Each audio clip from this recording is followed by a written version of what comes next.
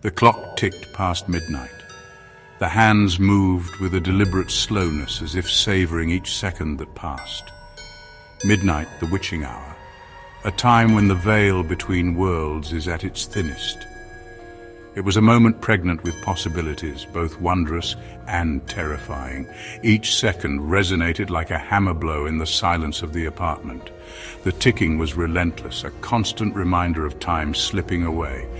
The apartment was a sanctuary of stillness where every sound was amplified. Every creak of the floorboards, every rustle of fabric. The air hung heavy, thick with the smell of stale cigarettes and cheap whiskey. It was a scent that clung to the walls, to the furniture, to the very soul of the place. The shadows cast by the Venetian blinds danced on the walls, creating a tapestry of light and dark. Outside, the city that never sleeps was taking a nap.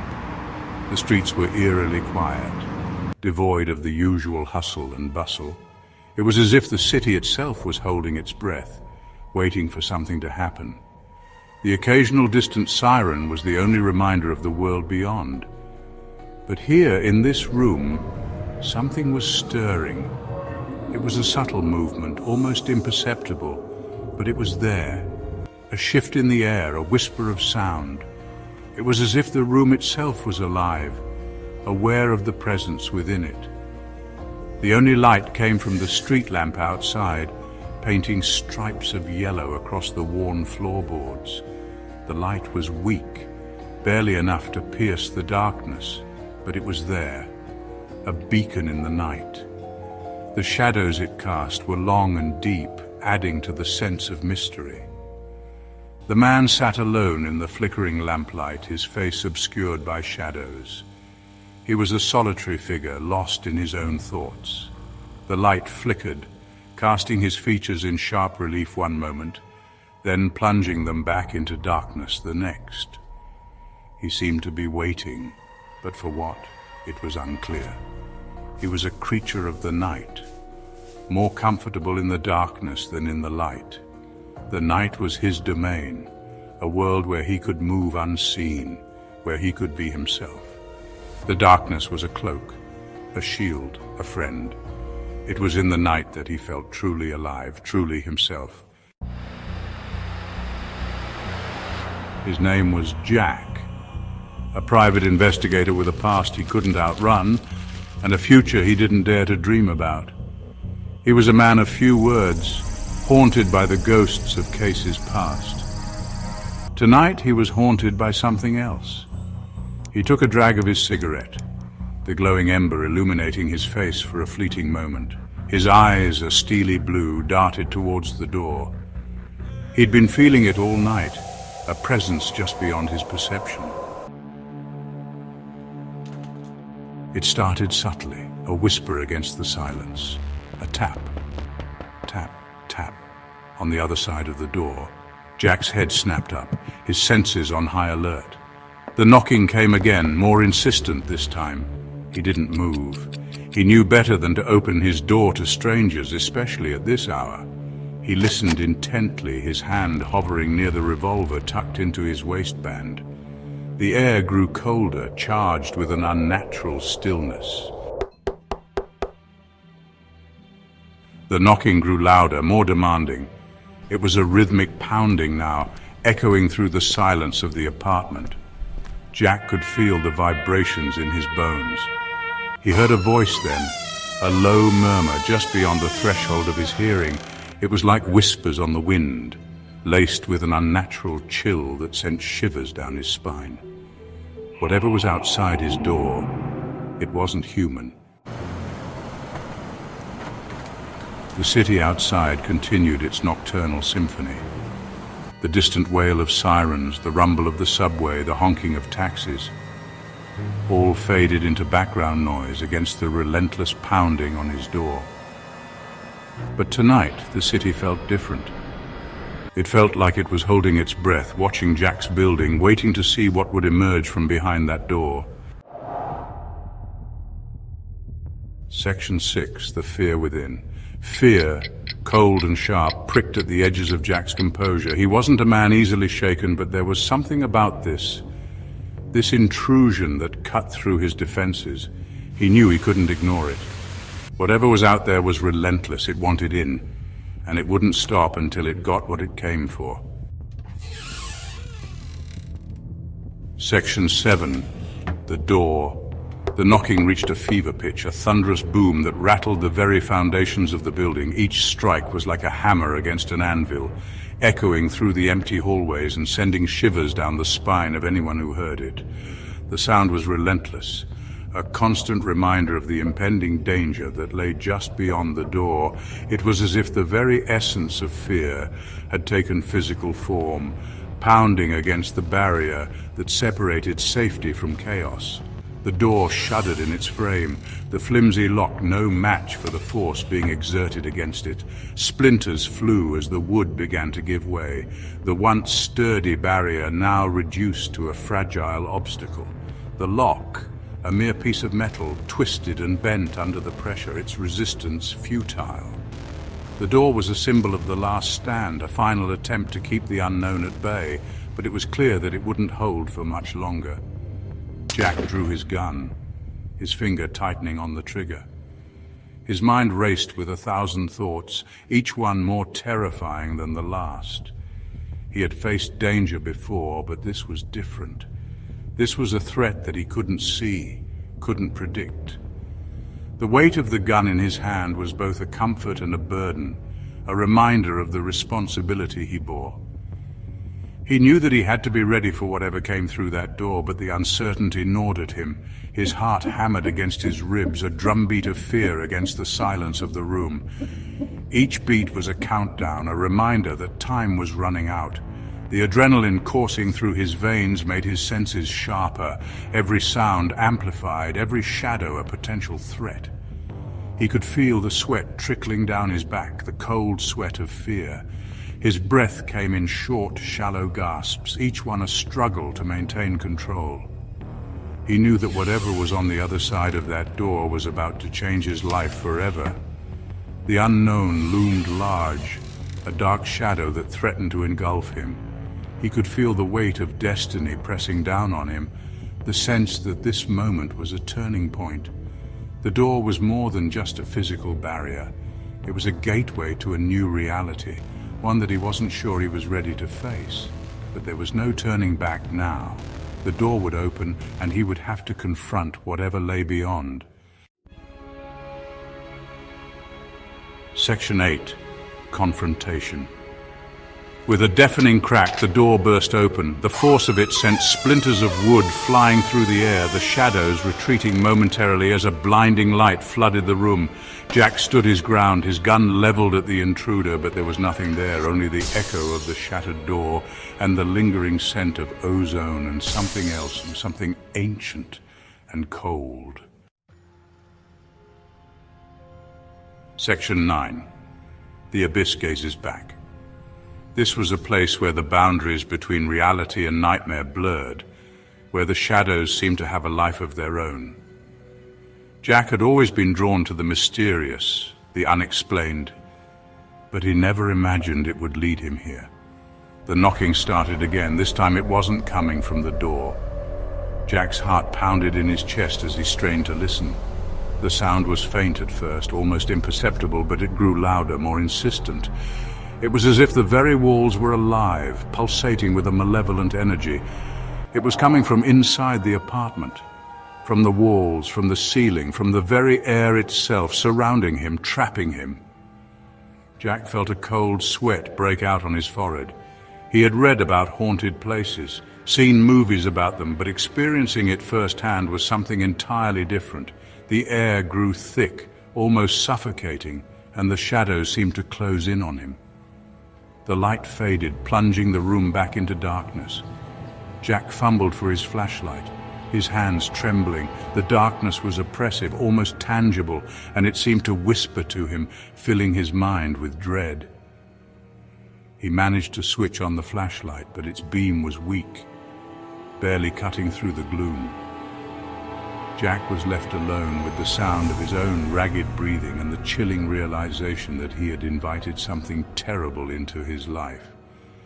He remembered the old book he had found, the one that spoke of ancient rituals and forbidden knowledge. He had thought it was just a curiosity, a relic of a bygone era, but now he knew better. He had awakened something that had been waiting in the darkness for centuries, something that couldn't be stopped, something that couldn't be outrun. Jack's mind raced as he tried to think of a way out, but deep down he knew there was no escape. The entity he had summoned was relentless, and it would not rest until it had claimed him. He could feel its presence, a cold, malevolent force that seemed to seep into his very soul. And as the darkness closed in, Jack realized that he was truly alone, with no one to save him from the abyss that gazed back.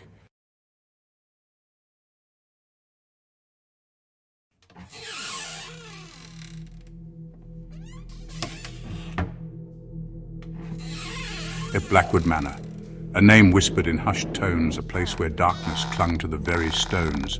They found her in the parlor, sprawled out like a macabre puppet, her once vibrant dress now a canvas of crimson. The local constable, a man hardened by years of dealing with the worst humanity had to offer, still recoiled at the sight.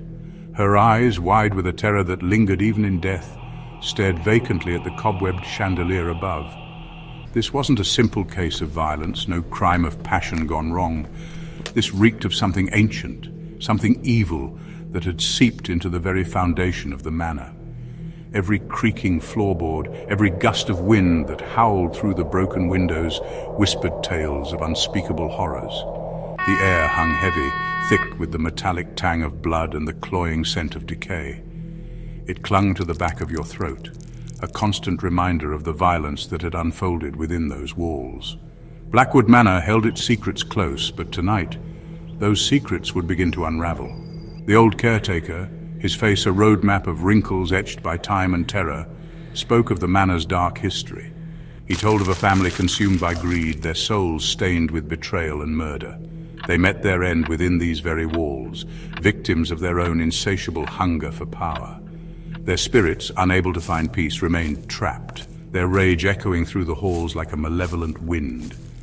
He spoke of cold spots, of disembodied whispers and shadows that danced at the edge of vision, but his words, laced with fear and superstition, fell on deaf ears. The constable, a man of logic and reason, dismissed them as the ramblings of an old man's fading mind. He would soon learn, however, that some legends are rooted in a truth far more terrifying than any fairy tale. Nightfall descended upon Blackwood Manor, casting long, menacing shadows that stretched and contorted like phantoms themselves. The investigation continued, each footstep echoing in the oppressive silence, a constant reminder that they were not alone. The constable, torch held high, followed a trail of blood that snaked its way through the manor like a venomous serpent. It led him to a hidden room, its entrance concealed behind a tapestry so faded it seemed to blend into the darkness. The air grew colder, the stench of death more potent. He pushed open the door, its rusted hinges groaning in protest, and stepped inside. The room was bare, stripped of furniture, its walls adorned with strange symbols etched into the plaster. In the center, a pool of blood glistened under the flickering light of his torch. And then he saw it, a single blood-soaked glove discarded in the corner. It was a woman's glove, delicate and finely crafted, a stark contrast to the brutality of the scene before him. The constable picked it up, the leather cold and stiff between his fingers. He brought it close to his face, inhaling sharply. A faint floral scent lingered on the fabric, a chilling reminder of the life that had been so cruelly extinguished. As he stood there, the weight of the glove heavy in his hand, the room seemed to shift around him. The air crackled with unseen energy, and the shadows on the walls danced with renewed vigor. He swore he could hear the faint echo of a woman's scream, a tortured wail that sent shivers down his spine. He closed his eyes, willing the visions away, but they only intensified. He saw flashes of the murder, brutal and swift, the glint of a blade, the splatter of blood against the wall, the victim, her face contorted in pain and terror, reaching out for mercy that never came, the killer, a shadowy figure, their face obscured by darkness, their movements cold and calculated. The constable stumbled back, dropping the glove as if it burned him. He had seen enough death for one lifetime, but this was different. This was evil, pure and simple. He stumbled back, his heart pounding in his chest. As he turned to leave, his gaze fell upon a large portrait hanging above the fireplace. It depicted a beautiful woman, her raven hair cascading down her shoulders, her eyes a piercing blue that seemed to follow his every move. But there was something off about the painting, something unsettling. The woman's lips were slightly parted, as if frozen in a silent scream. And her eyes, those piercing blue eyes, seemed to burn with an unnatural intensity. The constable stared at the portrait, mesmerized. He couldn't shake the feeling that the woman in the painting was trying to tell him something, warn him of the danger that lurked within the manor's walls. He reached out a hand to touch the canvas, his fingers tracing the outline of the woman's face. As he did, a cold draft swept through the room, extinguishing his torch and plunging him into darkness. Panic surged through him as he fumbled for his flint and steel, his heart pounding against his ribs. The shadows seemed to press in closer, suffocating him with their unseen presence. He could hear whispers now all around him, hissing his name, taunting him. Finally, he managed to strike a spark, the sudden light revealing the room once more. But something was different. The portrait, once a silent sentinel, now depicted the woman with her mouth agape in a silent scream, her eyes wide with terror. And then he heard it. A blood-curdling scream that echoed through the empty halls of the manor. It was the same scream he had heard in his vision, the scream of the murdered woman. The constable spun around, his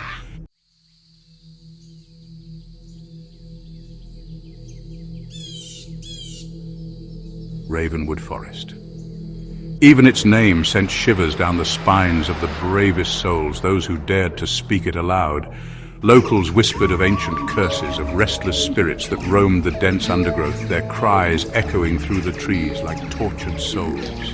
It was here, deep within the heart of this forbidding wilderness, that a group of hikers stumbled upon a sight that would forever haunt their dreams.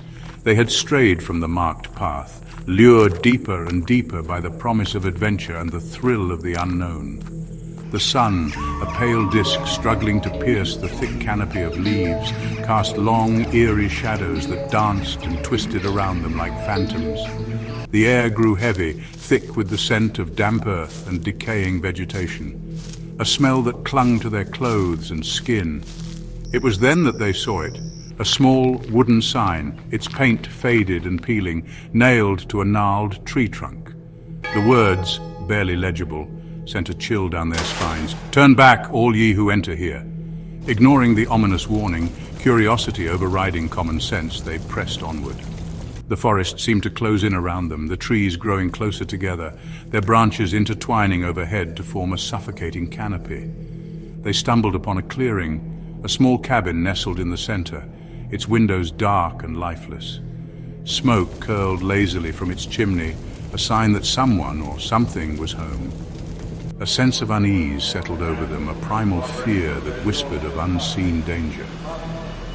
As they approached cautiously, their footsteps muffled by the thick carpet of pine needles, they noticed something strange. The ground around the cabin was littered with bones, bleached white by the sun, picked clean and eerily silent.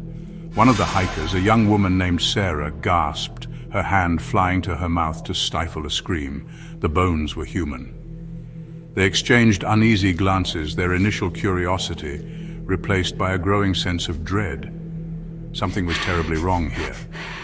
They had to get out, and fast.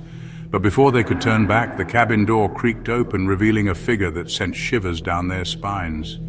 He was an old man, his face weathered and tanned like leather, his eyes as cold and unforgiving as the forest itself. He wore a ragged coat made of animal skins, and a hunting knife hung from his belt, its blade glinting ominously in the fading light. He looked at them, a slow smile spreading across his face, revealing teeth stained a sickly yellow. "Well now," he rasped, his voice like the creak of old branches, "what have we here? Lost your way, have you?" His words hung in the air, thick with menace. They had stumbled into something dark and dangerous, they realized, and there was no turning back. He invited them inside, his tone leaving no room for argument. The interior of the cabin was dark and cramped, the air thick with the smell of wood smoke and something else, something metallic and cloying. Animal heads, their eyes vacant and staring, adorned the walls, trophies of a bygone era. The old man offered them food and drink, his hospitality as unsettling as his appearance. They ate and drank sparingly, their eyes darting nervously around the room, their senses on high alert. As the hours passed, he regaled them with tales of the forest. His voice, a low monotone that seemed to weave a spell around them. He spoke of creatures that lurked in the shadows, of ancient rituals and sacrifices, of souls forever bound to the woods. His words, at first dismissed as the ramblings of a madman, began to worm their way into their minds, planting seeds of doubt and fear.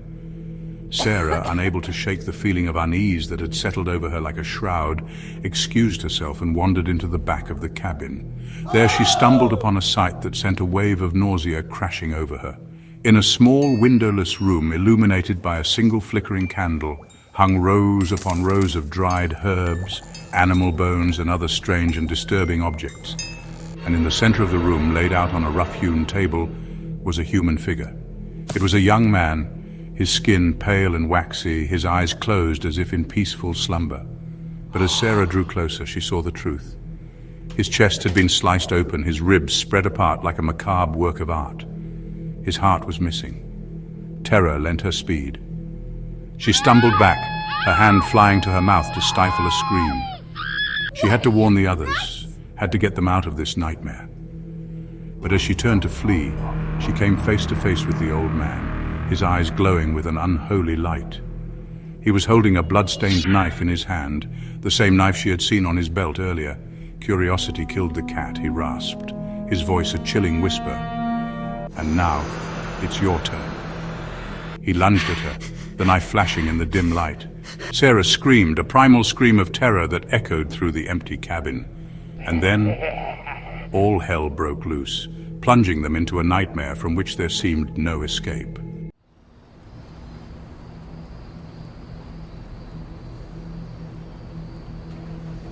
The night was a real heartbreaker, fellas. The kind that chills you to the bone even if you're sporting a coat lined with adamantium. Fog, thick as pea soup, rolled in off Hollow Creek, clinging to everything like a bad habit. Street lamps cast weak yellow circles, doing little more than highlighting the grime on the cobblestones. Yeah, this was Hollow Creek, a town with more shadows than secrets, and believe me, it had plenty of both. See, I'd heard whispers, rumors of a phantom, a specter that haunted the docks. Folks said it was the ghost of a sailor, lost at sea, come back for revenge. Now, I've seen my fair share of things most folks wouldn't believe, but ghosts? Let's just say I'm not the type to get spooked easily. Still, there was something about this town, this fog, that made the hairs on the back of my neck stand on end. The air was thick with the smell of salt and something else, something metallic, something that made my stomach churn. It was the smell of fear, folks, and it clung to the fog like a shroud. I took a deep breath, letting the night settle around me. This was my kind of case, the kind that made your gut clench and your blood run cold. I adjusted the fedora on my head, the brim casting a shadow over my eyes. Time to dig into this mystery. Time to find out if the Phantom of Hollow Creek was just another ghost story or something far more sinister. The first scream ripped through the silence like a switchblade. It was a raw, primal sound that sent shivers down my spine. I moved, instinct taking over, my footsteps echoing on the damp cobblestones. The scream was followed by another and another, each one laced with terror, each one urging me closer to the docks. The fog seemed to part as I approached, revealing a scene straight out of a nightmare. A group of dock workers huddled together, their faces pale with fear, their eyes wide with terror. They pointed towards a shadowy figure at the edge of the pier, a figure that seemed to shimmer in and out of existence. It was him. The Phantom, one of the dock workers stammered, his voice trembling. He took her, dragged her into the water, just like the others. I didn't need any more convincing. Something wicked was at play here, something that preyed on the innocent. And I'll be damned if I was going to let it get away with it. The dock was slick with seawater and something else, something that glistened under the dim light of the moon. Blood. A trail of it led to the edge of the pier, disappearing into the murky depths below. Whoever this Phantom was, he wasn't afraid to get his hands dirty. I crouched down, examining the blood more closely. It was fresh, still warm to the touch. And there was something else, something caught in the moonlight, something that glinted like a shard of ice. I reached down and picked it up, my fingers brushing against something cold and hard. It was a necklace. A silver locket shaped like a heart. The locket was cold in my hand, the metal slick with blood. I popped it open, revealing a faded photograph of a young woman with laughing eyes and a warm smile. She was beautiful, full of life. And now she was gone, another victim claimed by the darkness that clung to Hollow Creek. I slipped the locket into my pocket, a promise forming on my lips. I would find her killer, the one they called the Phantom. I would bring him to justice, even if it was the last thing I did. The next few days were a blur of questioning witnesses, chasing down leads and navigating the treacherous labyrinth of Hollow Creek's underworld. Everyone had heard of the Phantom, but no one had seen his face. He was a ghost story. A boogeyman whispered about in hushed tones, but ghost stories don't leave trails of blood, and they don't rip away innocent lives. No, this was something far more real, far more sinister. I could feel it in my gut, a knot of tension that refused to loosen its grip. The whispers followed me everywhere I went, in the smoky haze of back-alley gambling dens, in the hushed conversations of waterfront bars, in the fearful glances of the townsfolk. The Phantom was always there, lurking just out of sight, a spectre haunting my every move. But I wasn't afraid. Fear was a luxury I couldn't afford. I had a job to do, a promise to keep, and I was going to see it through, no matter the cost. Days turned into weeks, and the fog continued to blanket Hollow Creek in its suffocating embrace. Just when I thought I was getting nowhere, a break came from an unlikely source, the old lighthouse keeper, a grizzled old salt with eyes that had seen too much. He told me about a legend, a story whispered among sailors for generations. The Phantom wasn't a ghost, he said, but a man driven mad by grief and consumed by vengeance. They called him Captain Blackheart, and he blamed the town of Hollow Creek for the death of his beloved wife. He swore revenge, the old man rasped, his voice hoarse with age. Said he'd make the town pay in blood. He pointed to a spot on a weathered map, a small, secluded cove hidden from view. That's where he took her, he said, his voice barely a whisper. That's where you'll find him. The cove was just as the old man described, a secluded crescent of beach shrouded in shadow.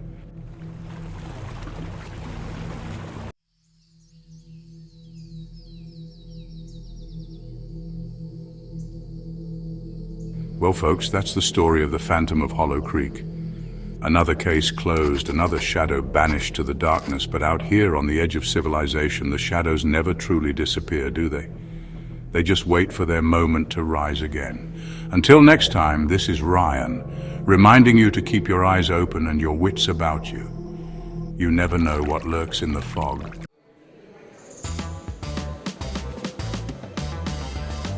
I found my usual spot at a table near the window, a vantage point to observe the lunchtime crowd. This spot had become my sanctuary, a place where I could quietly reflect on the day and the students who filled the room with their vibrant energy. From here I could see the entire cafeteria, a microcosm of the world outside, teeming with life and stories waiting to unfold. There was Sarah, her bright pink hair a testament to her rebellious spirit, engrossed in conversation. Her laughter was infectious, a beacon of light that drew others in. She was a natural leader, unafraid to stand out and make her voice heard. And Michael, his head buried in a thick textbook, preparing for an upcoming exam. His dedication was palpable, a quiet determination that set him apart. In the midst of the chaos, he found his focus, a testament to his resilience and ambition. The aroma of overcooked meatloaf mingled with the sweet scent of chocolate milk. It was a familiar smell, one that brought back memories of my own school days. In this sea of young faces, I saw reflections of my past and glimpses of the future, a reminder of the timeless cycle of learning and growth.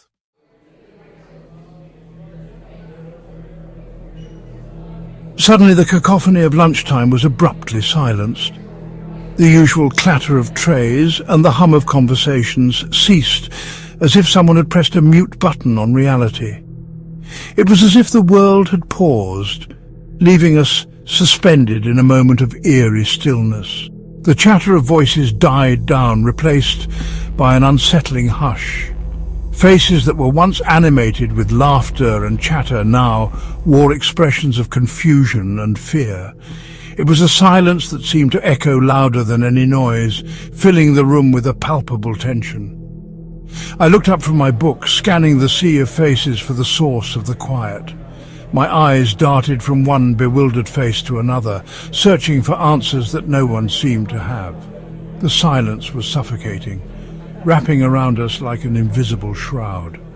A collective gasp rippled through the cafeteria, sending a shiver down my spine. Something was wrong. The air was thick with unspoken fear, and the usual sense of safety had evaporated. It was as if we were all waiting for something terrible to happen. The silence was broken only by the clatter of a dropped tray and the muffled sobs of a frightened student. The sound echoed through the room, amplifying the sense of dread. It was a stark reminder that we were not alone in our fear. Time seemed to slow as a sense of dread washed over me. Every second felt like an eternity, and the weight of the moment pressed down on us all. The fear in the teacher's eyes mirrored our own, a silent acknowledgement of the unknown threat. My heart pounded in my chest, mirroring the growing chaos. Each beat was a reminder of the uncertainty that loomed over us. The panic was contagious, spreading through the room like wildfire, leaving no one untouched. A high-pitched squeal pierced the air, followed by heavy footsteps pounding down the hallway. The sound was jarring, a stark contrast to the silence that had enveloped us moments before. It was a signal that something was terribly wrong. The lunch bell, once a welcome sound, now seemed like a distant memory, a cruel reminder of simpler times. It was a symbol of normalcy that had been shattered, leaving us to grapple with the unsettling reality that had taken its place. The silence that followed was deafening, a stark contrast to the chaos that had erupted.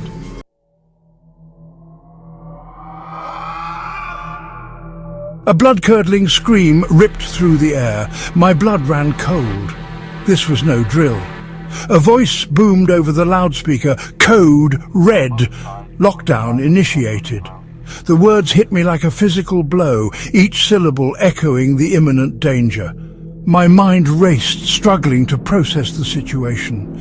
The initial shock gave way to a surge of adrenaline. I had to act fast. Students were frozen in place, their faces etched with terror. Some began to cry, their sobs muffled by hands clamped over their mouths. Others huddled together, seeking comfort in numbers. My training kicked in, years of drills flashing before my eyes. I had to get these kids to safety. Everyone under the tables, now, I roared, my voice a mix of authority and desperation. The cafeteria erupted in a frenzy as students scrambled for cover. Tables scraped against the linoleum floor, the sound amplified in the now eerily silent room. I ducked behind a nearby table, my heart pounding. My eyes scanned the room, searching for any sign of danger. Fear hung heavy in the air. I could hear the frantic whispers of the students huddled around me. "Stay calm," I whispered, my voice barely audible. "Help is on the way. We just need to stay quiet and stay hidden." But even as I spoke, I knew there were no guarantees.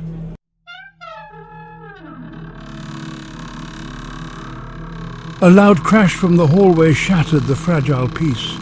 The students around me flinched, their eyes widening in terror.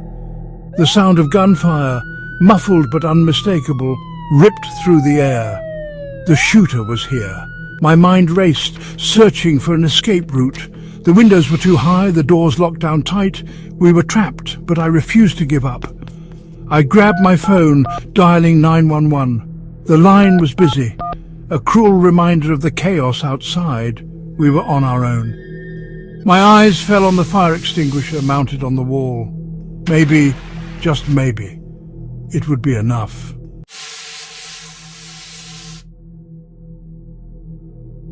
I grabbed the heavy fire extinguisher, its cold metal a stark contrast to the heat inside me.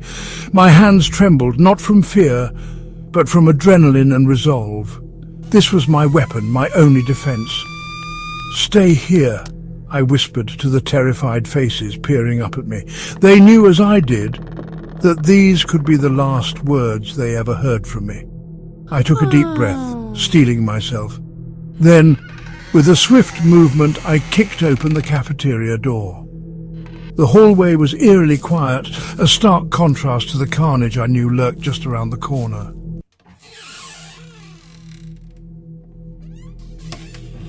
The silence was shattered by a guttural scream filled with pain and terror. Another innocent life extinguished. I pressed on, my heart pounding, my senses on high alert. The hallway was a tableau of horror, lockers riddled with bullet holes, textbooks and papers stained with blood. The air was heavy with the smell of gunpowder and fear. And then I saw her. A young girl, no more than 14, lay crumpled on the floor, a single red rose beside her lifeless hand.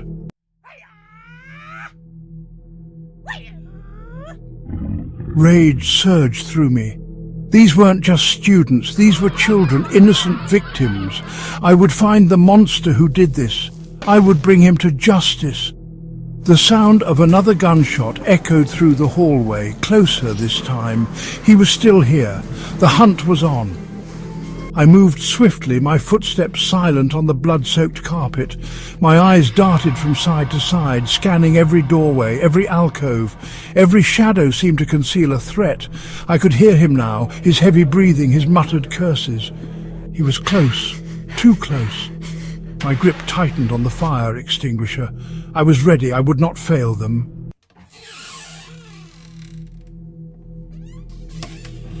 A shadow flickered at the end of the hallway. I froze, my breath catching in my throat. He was there, the monster who had brought this nightmare to our doorstep. My heart pounded against my ribs. I tightened my grip on the fire extinguisher. This was it, the moment of truth. I rounded the corner slowly, my senses on high alert. The silence was deafening, broken only by the sound of my own ragged breathing. And then I saw him.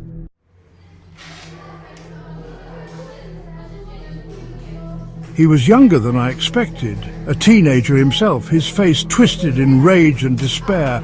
His eyes, wide and wild, darted around the hallway. In his hand he clutched a gun, its barrel still smoking. "Don't come any closer!" he screamed, his voice cracking. "Just stay back!" He was a whirlwind of contradictions. "It's over," I said, my voice firm but calm. "There's nowhere left to run. Put down the gun!"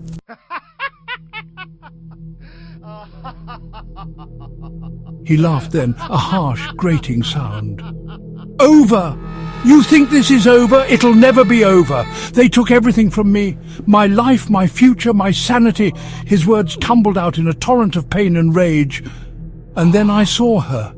A young girl, her eyes wide with terror, cowering behind him. Her small hand was clasped tightly in his. He was using her as a shield. The fire extinguisher felt heavy in my hand, a symbol of my own impotence.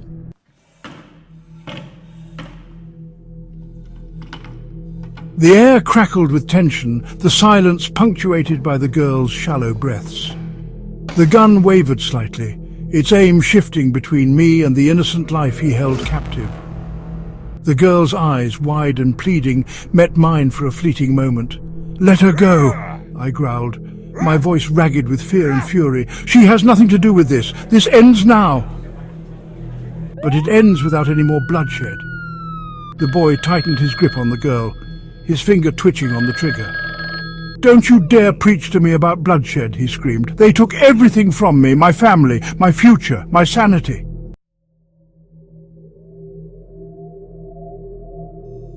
In that moment, I saw not a monster but a broken boy, a victim himself of a world that had failed him. His eyes, though filled with anger, also held a deep, unspoken sorrow. It was as if he was crying out for help, but no one had ever heard his silent pleas. His pain, his anger, it radiated from him in waves, a palpable force that threatened to consume us all. The room seemed to vibrate with his torment, each scream echoing the years of neglect and abuse he had endured. It was a raw, unfiltered outpouring of a soul in agony. But even in the face of such profound despair, I clung to a sliver of hope that somewhere within the darkness that enveloped him, there was still a spark of light. A light that could guide him back from the brink of destruction. Hope that beneath the rage, a flicker of humanity still flickered within him. I believed that if I could reach that part of him, I might be able to pull him back from the edge. It was a fragile hope, but it was all I had. Hope that the innocent girl trembling in his grasp might yet be spared. Her wide, terrified eyes pleaded for mercy, and I knew I had to act quickly. Every second counted, and the weight of the moment pressed heavily on my shoulders. "I understand your pain," I said, my voice low and steady, each word carefully chosen. I tried to convey empathy, to let him know that he was not alone in his suffering. "But this isn't the answer. Violence only begets violence. Let her go, let us help you." My words were a desperate attempt to reach him, to break through the wall of anger and pain that surrounded him. There's still time to find another way. Time was slipping away, but I held on to the belief that it wasn't too late, that there was still a chance to change the course of this tragic situation. My words, fueled by a desperate hope, seemed to hang in the air, a fragile lifeline tossed into the abyss of his despair. I watched his face intently, searching for any sign that my message was getting through. For a moment the boy hesitated, his eyes flickering between the gun in his hand and the terrified face of the girl. It was a fleeting moment, but in that brief hesitation I saw a glimmer of doubt. A flicker of doubt, a glimmer of uncertainty crossed his features. It was as if he was wrestling with his own demons, torn between the path of destruction and the possibility of redemption. And then, as quickly as it had appeared, it was gone, replaced by a look of chilling resolve. The moment of hesitation vanished, and the darkness reclaimed him. He pulled the girl closer, his arm a vice around her throat, the gun digging into her temple. The terror in her eyes mirrored the hopelessness in his. "No," he whispered, his voice hollow and devoid of emotion. It was a voice that had given up, a voice that had lost all hope. "It's too late for me." His words were a final, tragic resignation, a surrender to the darkness that had consumed him. And in that moment I realized the true depth of his despair.